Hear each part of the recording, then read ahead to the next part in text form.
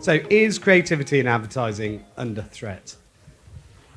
From our perspective, so we represent brand owners, now 140 multinational brands, so come from that global perspective, and I'd say absolutely yes. I'd say we, WFA and the industry, to be completely honest, have been a little bit guilty of focusing a lot on the plumbing, if you like, and the organisational aspects rather than creativity, but certainly creative effectiveness, if you follow Orlando Wood or any of the some of the big thinkers in our industry, would absolutely comply that yes, creativity is in decline, it's an issue. So, yeah. So firstly, thanks. Great to be on this panel.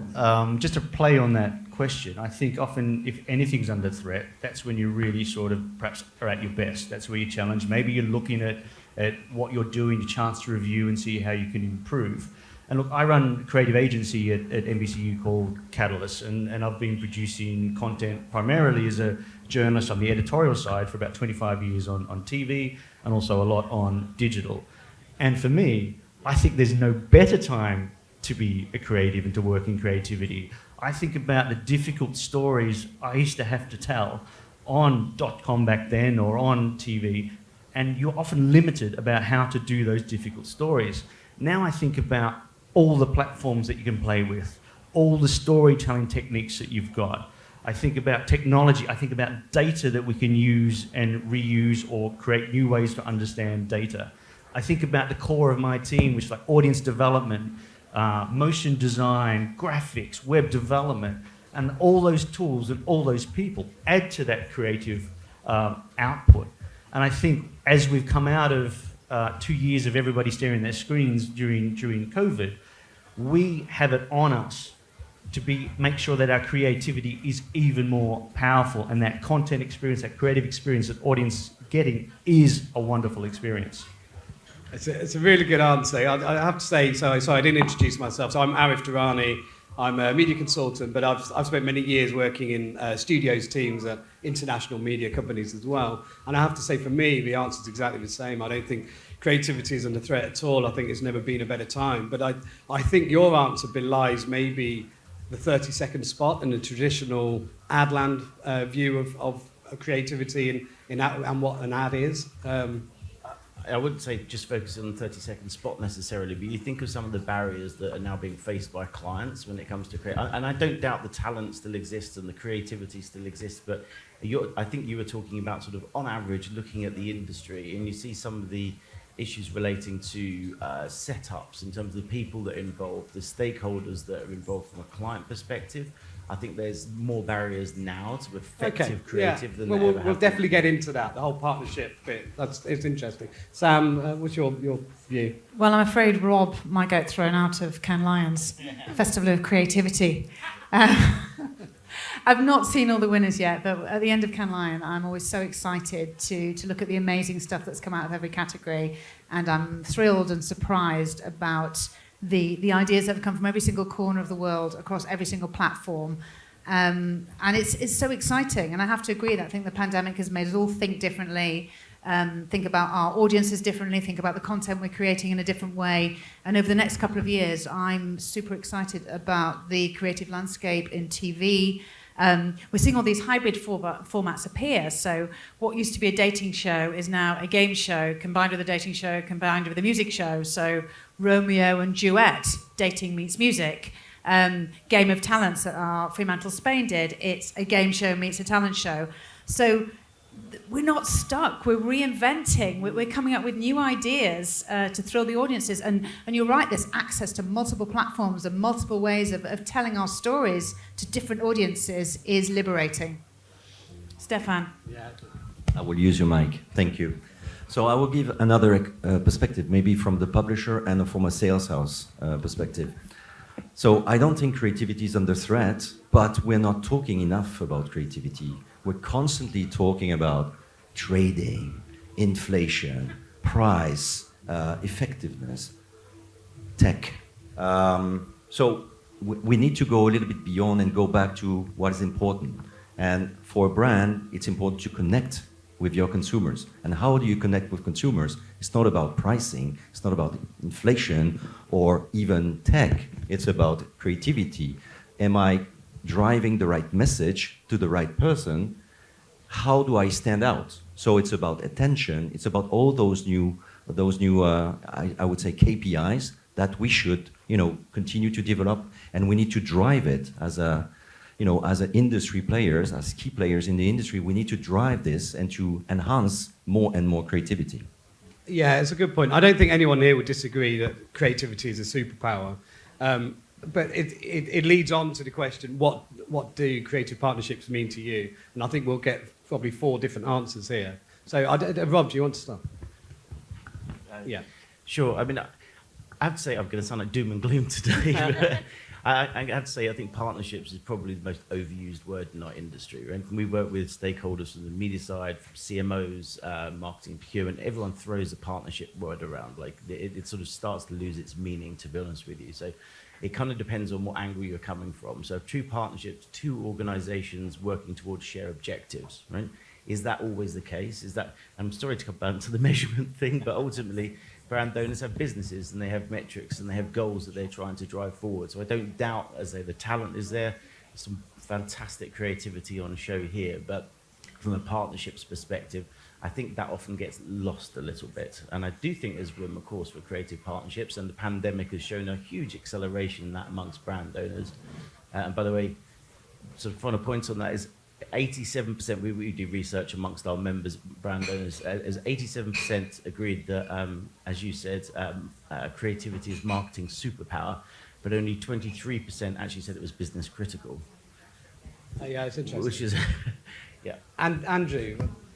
It's funny, I mean, as you were talking, I was thinking about the first time I sort of dealt with really difficult partnerships, and that's when I had to work with correspondents. So out in the field, these guys would go all sorts of amazing places, difficult places, come back with really hard-fought stories to then run on my digital platforms that I was running at the time. Yeah. And we noticed that the video that was being produced from these like expensive, really demanding emotional experiences was underperforming. So I sat them down, had a chat with these individuals, and these individuals are a very interesting group of individuals to work with. And we went through, why is this happening?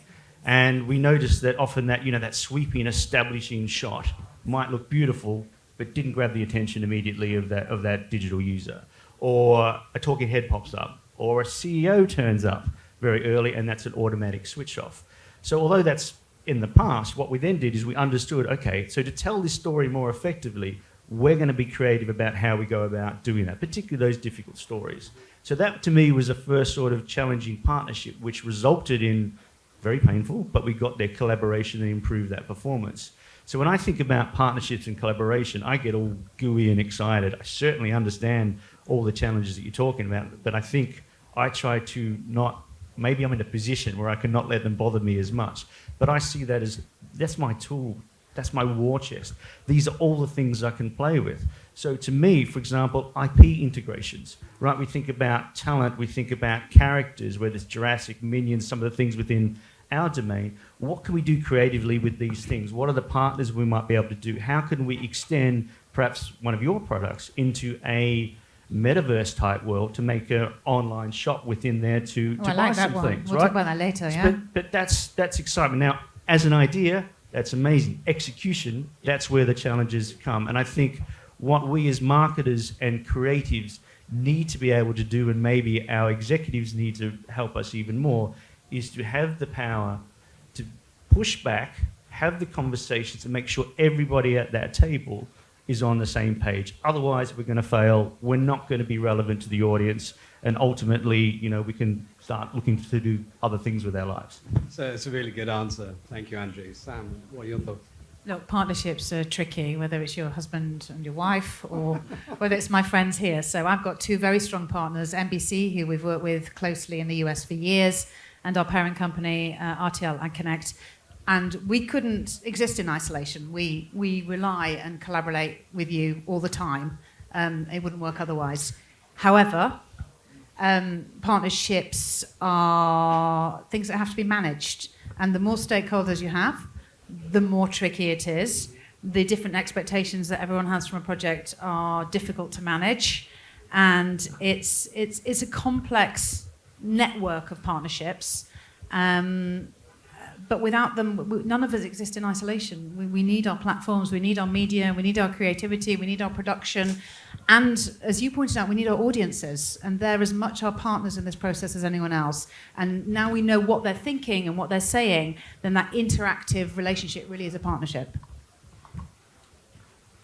So, and last but not least, partnership. Well, for us, it's at the core of what we do. We are partnering with, many broadcasters across Europe, of course, with production companies, and of course, at the end of the day, with brands. And I think this triangle is essential.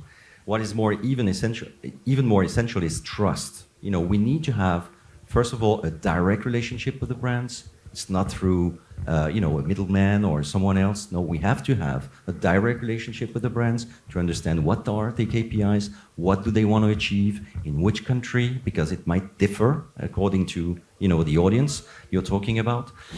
And then you implement. So, as you were saying, it's a long shot, it's a long road, it's very complex. And I would say that most of the companies would say, I will not bother. Let's go for the off-the-shelf product and let's not bother. No, here we have something really important to develop and to continue to develop is creativity within our brands, within our shows. There are plenty of examples. We've done brand integration in a show on antenna truss with Mac, Estee Lauder company. It was amazing. They didn't know what we could do, as a matter of fact, before talking to us, because legislation is really different. You can do telepromotion on the Spanish market. You can have endorsement from the host. You can go on a licensing. You can create content and amplify on the social networks. I think there's plenty of opportunities to amplify and to stand out again as a brand versus a regular TV spot or a video ad on a platform. Okay, that's a really good segue, actually. Let's talk about that triumvirate between brands, production houses, and media owners. Is there room for creative agencies in there? What does that collaboration look like? Who owns the idea? Who owns the relationship with the client? Andrew, can we start with you? I honestly don't know where to start with that question. I think if we probably look at more of the challenging part of that frame, I think that's where some of the things that you were talking about, Rob, sort of come to fruition. We've got multiple stakeholders. Maybe there's competing interests around that creative idea. And in my experience, it's always been around, okay, let's find that common ground. What are we trying to achieve with this particular thing? Because never before, like I was saying, have we got that creative power? Have we got that reach of audiences? Have we got the power to understand what we're doing and how it's impacting in terms of data and understanding the data and the metrics of that performance? And are we feeding it back? And is it ticking everybody's yeah, boxes? But sure, even a step before that, who is it NBCUniversal who are actually brokering the idea? Who's going to the clients and saying, I've got a great idea here for branded content? Yeah. Well, in our case, that's what we do. That's a core function of what my group does. So we look at, what is the client after? What do we have in our arsenal to be able to deliver that? What are the conversations that happen? And 9 times out of 10, it's an interesting creative stage in the middle of where we try to find the right sweet spot. And maybe that idea in the first place from the client is actually not really what they wanted to achieve. And in that conversation, we get to a point of where we need to go. It's case studies. It's about using data to help reinforce your argument. And I'll be honest with you, that's often where those conversations can get difficult or can break down. Sure. In my experience, some of the challenges are, we're doing this great piece of branded content, and all of a sudden, that client wants the CEO, the CMO, right at the start of that basic video piece, which might suit stakeholders back at the other end, but as an impactful device to convey whatever message that is to an audience, that's probably not going to do the job in the way that another technique might be able to do. Stéphane, are you going to say something? Yeah. Well, I think to build on what you said is we need to create connections. And I don't know whether it's coming from. Is it coming from the sales house or from the production company or the idea coming from the client himself? I think it can come through different perspective. At the end of the day, we just need to create connections. We need to make sure that the brands are aware of the capabilities that are given to them to stand out on our channels or platforms. And then we discuss, as a sales house, I'm not creative. I'm not a creative person, but I'm connecting the people, that's my job, with the right people. And we will connect them with the creative of the production house, the creative agency with the production house, and with the CMOs to seduce them. It's a little bit of a seduction game. And we need this again, but from a sales house perspective, we are not creative. We're just connecting. So Rob, you can give us a client view, I guess. I mean, like you said, marketeers, it is a business. They need to make sure they're hitting their KPIs. So tell us about how they view these partnerships. I will say from one side of things, so I can't remember who said it, in terms of too many cooks is absolutely one of the biggest barriers to effective creativity. I think everyone would nod to that one. But I think the stakeholder that you're actually missing within that is often and full disclosure, my background's with Mediacom, I'm not with them anymore. I think one of the missing parties there is the media agency, because they're actually, ultimately, creativity in isolation is fantastic. It might win you an award, but it's actually going to contribute to your overall goals. And I think the media agency, oftentimes from what we hear from our clients, is absolutely key aspect of that, the integrator, if you like. So yes, sure, very strong clients can work in isolation, and direct partnerships have enormous value. And I don't think media owners or production houses should be hidden away, but I think the opportunity for that media agency to be a conduit and also to help to ensure what does that partnership look like? Does it contribute to our overall goals? And does this work within an integrated solution? That's the bit I think. That's a really interesting point, Rob. Okay, so he's brought in a fourth wheel, media agencies. Yeah, we could keep adding them. So media agencies are really good at measuring sort of traditional media metrics. How good they are at measuring perception shifts in branded content, I don't know. I mean, has anyone got any thoughts? I have some thoughts, but I don't think they are very good at it. I think Karen's going to talk a little bit about sort of attention marketing metrics, I don't know where she is later on, so I'll defer to her. But I wouldn't underestimate the analytical skills of those agencies in terms of partnering. I mean, they've evolved way beyond from what most people view as media agencies. So I do think those skill sets absolutely exist within those organisations. And if you're actually truly looking at a partnership, they're a critical aspect of it, I would say. So. I think to maybe be critical, I really liked what you said, and also what you're talking about. What is the benefit? What do the extra skills of that agency bring into the conversation? And I think the answer is, in this ideal world that we're talking about, is that everybody's skill set and role in that piece comes to play, and they're given the freedom, the license, and the respect to be able to do that effectively. I think that is what we need to encourage, to be able to get the best out of everyone and ultimately the best result for audience and also for client and brand. It's funny, we've been using the word partnership, seduction, relationships, but I think you're right, it's kind of polyamorous, isn't it? That we have to say, we need the media agency for this and the creative agency for this and the brand for this. And when everybody aligns, that's when it works beautifully. It's when one drops out or one gets a bit angry and, I'm not doing that. But at the heart of it is the brand. Does the brand trust the information they're getting?